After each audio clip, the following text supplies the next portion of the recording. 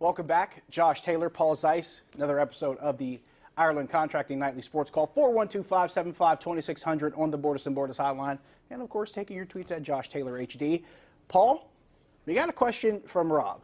Rob's question on Twitter is, how is it that the Pirates don't think Mitch Keller is ready to pitch here despite being in the minors for 5 years now? Rob, I'm going to alter your question based on some events that have just happened tonight.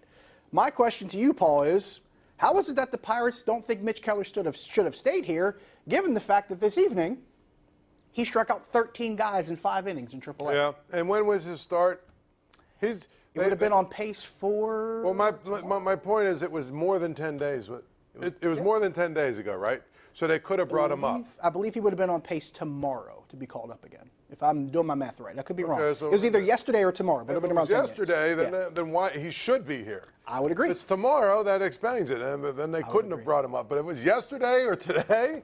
To me, when I saw that they were going to start Rookie Davis, and here's my thing, and I hate to be like this, what exactly is the value of Nick Kingham?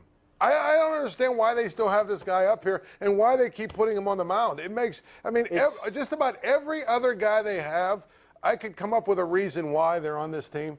He's one I have no idea. Other than he's out of options, and they've convinced themselves that if they DFA him or whatever and try and send him back to Indy, that 19 teams are going to put a claim in and try and take him. You just answered your own question. I really think those are the two reasons. And I'm not even trying to be funny. I think those are the two legit reasons that they would justify why he's still in the roster. A, he's out of options, and B, he might not survive waivers if they tried to send him back. And the thing about it is, like Steven Brault, there's at least some value. He's a lefty. Right. I think in short, small sample sizes, he can be effective out of the bullpen. You're a warm body with a half-decent left arm. You have value. But this guy here, it just makes no sense to me. I think you were on to it. I think you answered your own question. Let's go to the phone lines, 412-575-2600. We will start with Jan in Munhall. Jan, you're on the Nightly Sports Call. Hey, Josh. Hello. Finally get to see you on air. It's good to be back.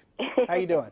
Did you watch the game last night, the hockey game? I did not get to see it in entirety. I ended up watching most of it after the fact, but it was hard to ignore the one thing that was the big topic of discussion, and that was the missed tripping call, and that's pretty much going to be the topic of discussion. And it comes back to the central theme, and Paul, I'm sure you've heard this as much as anybody else has. It hasn't just been in series with the Penguins. It hasn't just been in the Stanley Cup final. It seems like in every series, in each round of this playoffs, there's been a game or two or more in each series where there's a call or two where you're going, how in the world is that not enforced the way it's supposed to? Yeah. I mean, the Sharks had about 9 of them go their way. Exactly. The reality is, it seems like, and this is one of the things that's very frustrating, it seems like big games nowadays in any sport, we spend way too much time talking about officiating, reviews, replays, and everything else.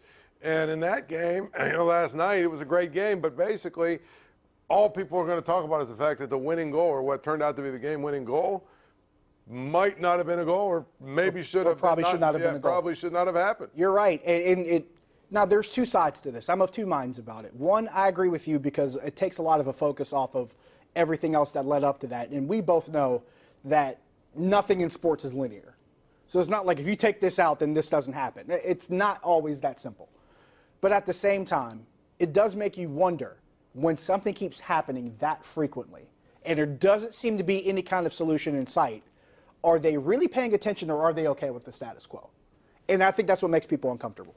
Yeah, that's the thing. I mean, that really, to me, it's frustrating, isn't it? As a fan of sports in general, it's frustrating.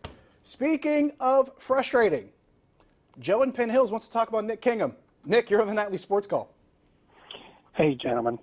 How are you?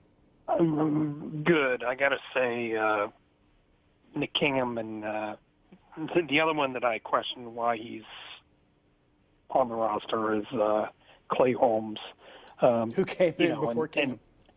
And I'm wondering where all the nutting fanboy apologists will try and justify how the felon owner didn't sign Keuchel at a very reasonable cost. What's their excuse going to be? That's a good question. And Paul and you and I have already talked about this. Now, if you want to leave it just about the draft pick compensation, okay, fine, because no one made an overture at either guy because of the draft pick compensation. Out of 30 teams, no one even made that move. But as soon as June 1st came around, you figured there had to be at least a half a dozen teams with serious interests in each guy. There were probably a couple of teams that had an interest in both guys.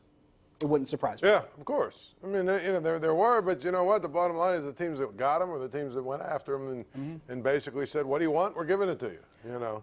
I won't lie. I'm actually surprised. I was shocked that the Braves got the Keuchel. I was about 90% certain it would be the Yankees because if there's a team that needs pitching help, the Yankees might need pitching help worse than the Pirates. There was a lot of discussion that it was going to be the Yankees. That they were the front runner for him. They were big on him. And you know what? Basically, I tell you what happened. The Braves watched their pitching get destroyed by the Pirates and basically said, "Hey, we need the starting pitcher." Necessity is the mother of invention, right? My mother used to always tell us that. We got to take a break. We come back, we'll take more phone calls. See you in a minute.